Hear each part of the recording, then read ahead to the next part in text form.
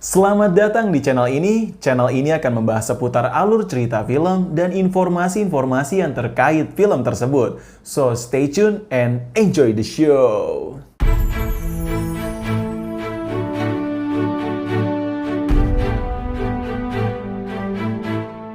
Hai film lovers, gimana nih kabar kalian? Gua harap kalian dalam keadaan sehat ya. Oke, kali ini gue bakal bahas film yang menegangkan, yang pasti jangan ditonton deh sama keluarga. Karena adegannya lumayan sadis, udah gitu ada beberapa scene plus-plus yang membuat kalian menjadi tegang. Film yang berjudul The Cabin in the Woods ini disutradarai oleh Drew Goddard dan memiliki rating IMDb sebesar 7,0 dari 10. Film yang memiliki genre horror thriller ini dibungkus dengan konsep komedi yang membuat film ini menjadi menarik. Namun uniknya adalah film ini dengan memiliki konsep dan ending yang begitu mengejutkan dan anti-mainstream membuat film ini menjadi menarik untuk dibahas dan ditonton. Film ini bercerita tentang 5 anak muda yang ingin menghabiskan liburan akhir pekannya di sebuah pondok di tengah hutan. Liburannya berubah seketika menjadi liburan yang sangat menegangkan dan tragis. Malam yang begitu hangat berubah seketika menjadi malam yang mencekam karena mereka diteror oleh sekeluarga zombie. Selain itu, mereka juga dipantau dan diawasi oleh sebuah perusahaan yang mengatur semua rencana liburannya. Hingga pada akhirnya mereka harus bertahan dari kejaran para zombie. Dan mereka juga harus terseret hingga akhirnya menemukan fakta yang mencengangkan hingga sangat sulit untuk dicerna oleh otak. Film ini diperankan oleh aktor terkenal yang bernama Chris Hemsworth sebagai Kurt. Chris juga akrab dengan sebutan lainnya yaitu Babang Thor di Marvel Cinematic Universe alias MCU. Selain itu juga ada Anna Hutchinson sebagai Jules, Fran Kranz sebagai Marty, Kristen Connolly sebagai Dana, dan ada satu pemeran utama dari film Silent Hill di tahun 2006 loh, Jodelle Verlaine sebagai Anna si zombie Buckner, dan masih banyak lagi. So, bagaimanakah kelanjutannya? Apakah kelima anak muda tersebut dapat bertahan hidup atau malah menguak fakta di balik kejadian tersebut? So, tanpa berlama-lama lagi, let's dive into the story The Cabin in the Woods. Cerita dibuka dengan adegan percakapan 2 orang pria yang bekerja di suatu perusahaan canggih. Mereka sedang membahas proyek yang akan mereka jalani. Di lain tempat, seorang wanita yang bernama Dana sedang memuji rambut pirang temannya yang bernama Jules. Mereka sedang bersiap-siap untuk pergi berlibur ke sebuah pondok di atas bukit. Kabarnya, pondok tersebut adalah milik sepupu pria yang bernama Kurt. Jules yang merupakan pacar Kurt, mereka juga mengajak pria pintar yang bernama Holden dan pria pemabuk yang bernama Marty.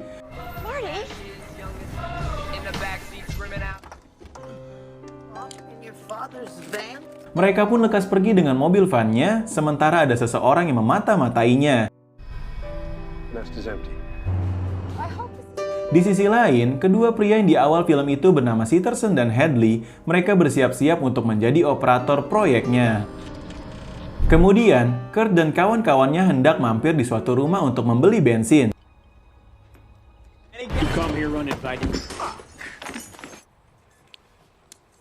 Namun nampaknya pria penjual bensin itu sangatlah tidak ramah. Dengan ketusnya, pria tersebut memberitahu arah dan petunjuk kalau tujuan mereka adalah sebuah pondok di hutan atas bukit yang penghuni dahulunya adalah keluarga Buckner. Mereka pun lekas berangkat kembali. Namun anehnya, ketika mereka sedang melewati terowongan, terdapat burung elang yang terbang menabrak sebuah pembatas. Waduh, apakah itu? Dari sini sih, gue semakin yakin kalau sekelompok remaja ini adalah bagian dari proyek para pekerja perusahaan sebelumnya.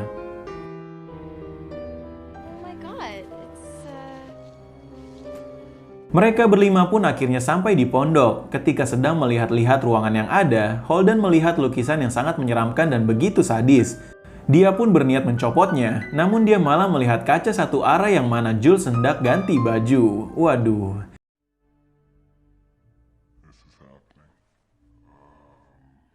Hold up.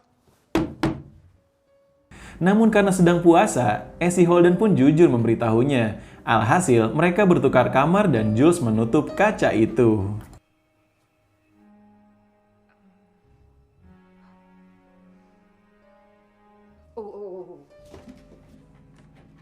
Sesuai dugaan, ternyata mereka benar sedang dipantau oleh para karyawan.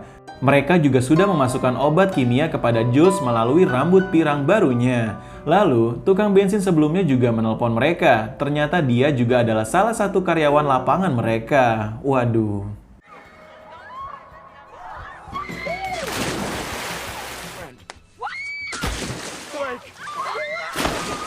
Para karyawan yang gabut itu pun melakukan taruhan kepada para remaja tersebut dengan menebak apa yang akan terjadi di ruang bawah tanah. Sementara, Kurt dan kawan-kawannya sedang bermain Truth or Dare.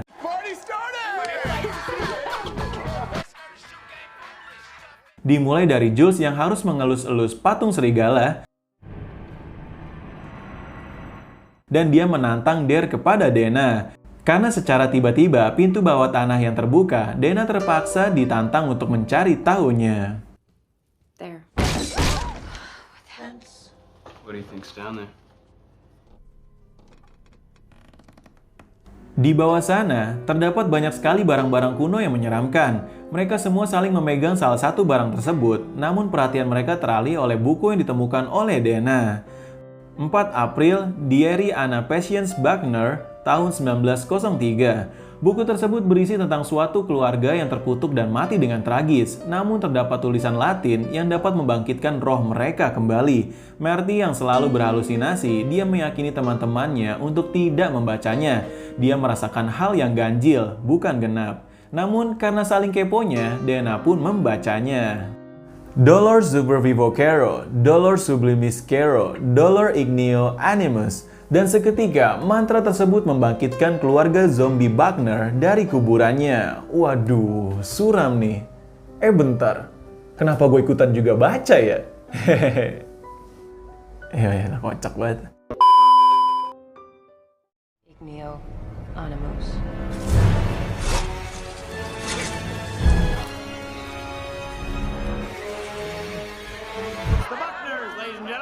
Di sisi lain, para karyawan gabut pun mendapatkan hasil taruhannya yang jatuh kepada keluarga zombie sebagai pion penyerang perusahaan tersebut. Ada-ada aja. Ternyata, di wilayah kota lain juga sedang ada proyek aneh tersebut. Hanya tinggal Kyoto, Jepang, dan merekalah yang masih berjalan. Sisanya sudah gagal. Sementara di pondok, Kurt dan Jules hendak pergi keluar untuk menghabiskan waktu berdua. Namun hanya Martilla yang selalu merasakan hal ganjil, tapi Dana bilang kalau dia hanya terlalu nge-fly. You're really high. We are not who we are. Di sisi lain, Kurt yang sedang menggoda Jules di tengah sepinya hutan, namun lucunya, mereka sedang ditonton oleh para karyawan gabut. Jules yang menolak rayuan Kurt karena alasan dingin, membuat si Tersen sang OP merubah suhu hutan tersebut menjadi hangat dan cozy. Yang bikin niatnya adalah mereka juga melepaskan gas feromon yang dapat merangsang mereka berdua. Alhasil, momen intim pun tidak dapat terhentikan. Nungguin ya.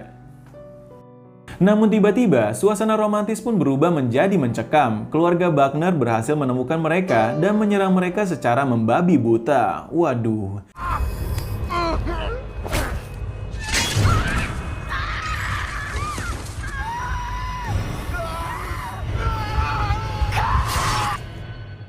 Kurt pun harus kehilangan nyawa pacarnya. Ternyata, darah Jules ini juga disimpan oleh perusahaan tersebut. Kemudian, Marty yang gabut, dia hendak keluar sebentar. Anehnya, tidak ada satupun bintang di malam itu. Di belakangnya, juga ada salah satu zombie perempuan bertangan satu. Dia adalah Anna si zombie.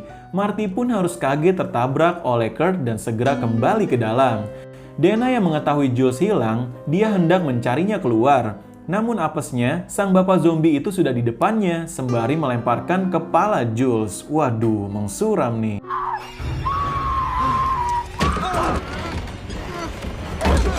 Mereka yang harus menelan fakta zombie tersebut berasal dari buku diari yang dibaca oleh Dana. Mereka pun harus tetap bersama untuk menutup semua jendela dan pintu. Namun suenya, sang OP pun gak mau kalah nih. Dia menghasut mereka kembali dengan gas lainnya. Ditambah, mereka juga dikunci di ruangan yang terpisah. Marty yang tidak sengaja menemukan kabel kamera membuat para OP menjadi panik. Namun sayangnya, dia diserang oleh paman zombie.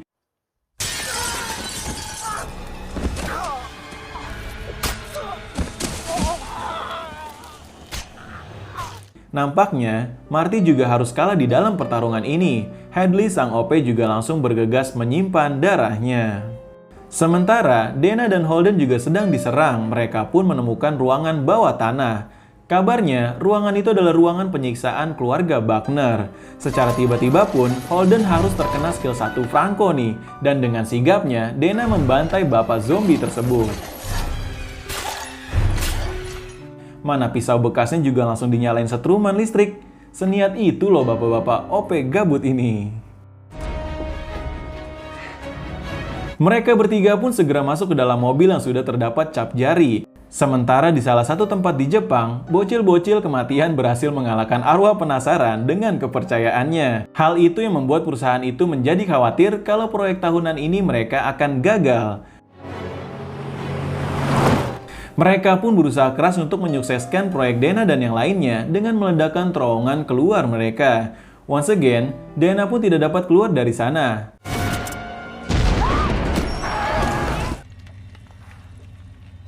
Tidak mau tinggal diam, Kurt berniat melompat ke seberang dengan motornya dan hendak mencari pertolongan.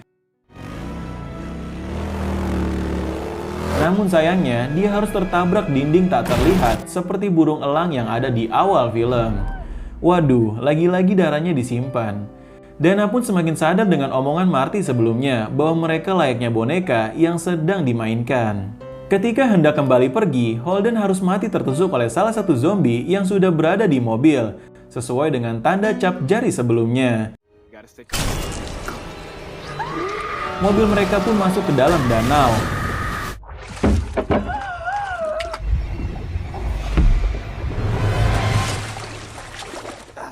Melihat kejadian tersebut, para OP perusahaan tersebut merayakan kemenangan mereka. Tidak lama kemudian, Dana pun harus kembali diserang oleh Franco alias Bapak Zombie. Sedih guys. Mana para karyawan gabut ini merayakannya dengan menghiraukannya. Menurut mereka itu adalah akhir yang sangat klasik. Hadley mengharapkan adegan akhir tersebut diserang oleh duyung laki-laki. Waduh. Namun party mereka harus terhenti karena mendapat sebuah informasi bahwa Dana bukanlah satu-satunya yang masih hidup. Ketika Dana sedang ingin di skill 1 Franco, benar rupanya, Marty datang untuk menolongnya. Mereka pun segera kabur menuju kuburan alias tempat persembunyian.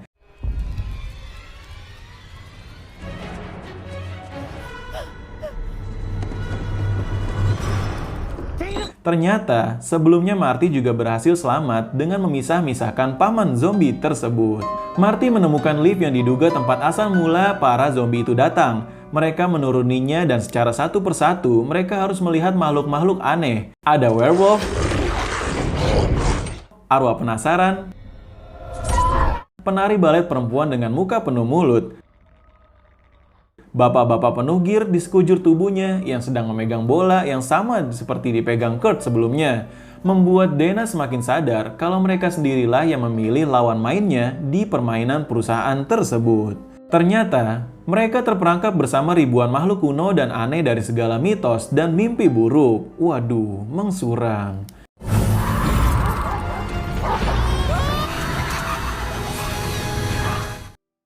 Para OP yang mengetahui hal tersebut bergegas menangkap mereka. Mereka juga baru menyadari kalau kebiasaan Marty yang suka nge-fly membuatnya menjadi kebal obat-obatan yang diberikan oleh perusahaan. Dana dan Marty pun juga sudah lolos dari lift tersebut dan memasuki ruang kendali akibat bantuan tangan paman zombie sebelumnya. Hehe. Mendengar bahwa dirinya akan menjadi persembahan bagi suatu makhluk di bawah sana, membuat mereka terperangkap di sebuah ruangan kendali. Namun itu adalah sebuah turning point bagi mereka. Mereka melepaskan ribuan makhluk kuno tersebut. Waduh, it's show time.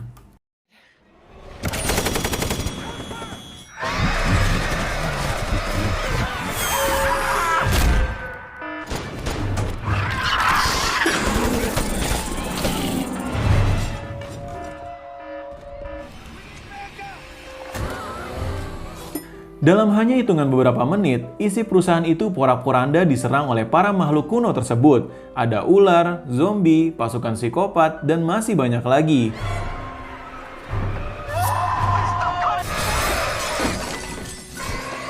Dana dan Marty juga harus melarikan diri karena diserang oleh kelelawar buas. Di sisi lain juga ada badut psikopat, serigala psikopat, kuda psikopat, dan yang terakhir masuk adalah Anna si zombie Buckner. Sementara Hadley sang OP juga harus mati termakan omongannya sendiri nih, alias mati dimakan oleh duyung laki-laki.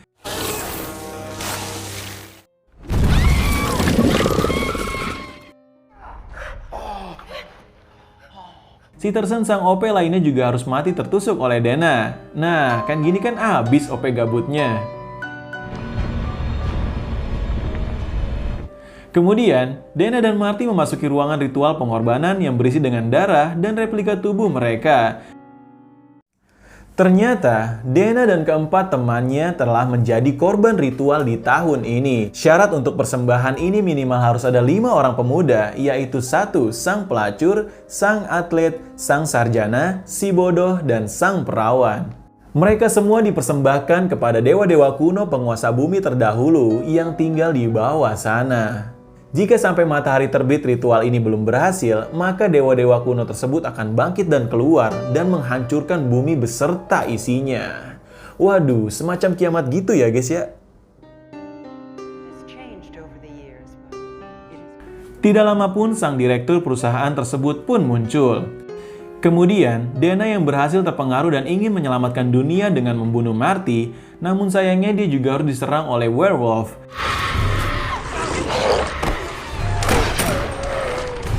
Marty yang berhasil menolongnya juga sedang diincar oleh Anna si zombie Buckner.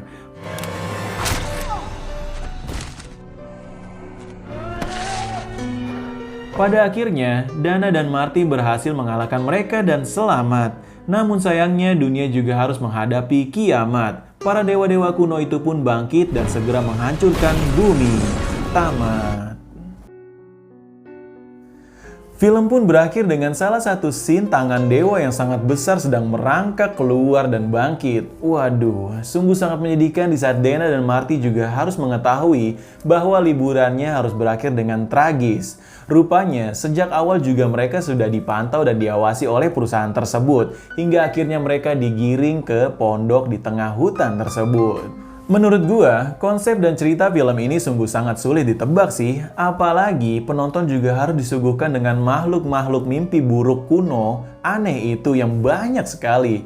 Anti mainstream aja gitu, apalagi terakhirnya juga ada scene tangan dewa yang sedang keluar. Waduh. Amanat yang dapat diambil dari film ini ialah 1. Peka terhadap situasi dan lingkungan. 2. Jangan bertindak ceroboh. Dan yang ketiga, tidak kalah penting ialah kurang-kurangin deh mantap-mantapan di tengah hutan. Kan jadi bala gitu. Hehehe. Kocak banget. Bagaimana nih menurut kalian? Apakah fakta tentang ritual persembahan beserta makhluk-makhluk kuno ini membuat kalian tercengang? Pastinya lah ya. Bagian mana juga menurut kalian yang paling seru dan menegangkan? Beritahu saya juga di kolom komentar. Do not forget to like and subscribe this channel if you want to know about the information of the film and the other storyline of film. So, nama saya Ali and salam pecinta film.